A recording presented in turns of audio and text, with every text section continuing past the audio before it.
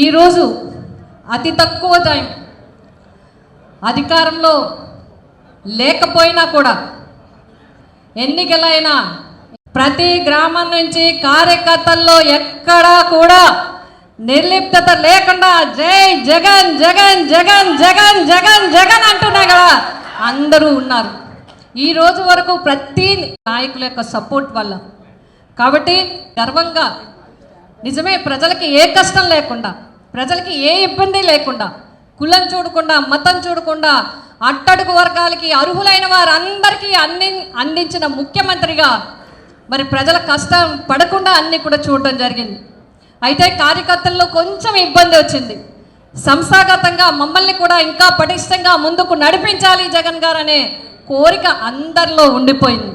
కాబట్టి ఈరోజు అందరూ కూడా సంస్థాగత నిర్మాణం వల్లే మనం అందరం కూడా ఈరోజు ముందుకు నడగలుగుతున్నాం. రాబోయే కాలంలో కూడా అనేక కార్యక్రమాలు చేయించాలి. ఇప్పటికే బొత్స సత్యనారాయణ గారు మరి గౌరవనీయులు జగన్ గారు కూడా మనకొక సంస్థాగత నిర్మాణానికి కమిటీలకి కూడా మనకి ఆదేశాలు ఇవ్వటం జరిగింది. తొందరలోనే కూడా అవన్నీ కూడా పూర్తి చేసి అందించడం జరుగుతుంది.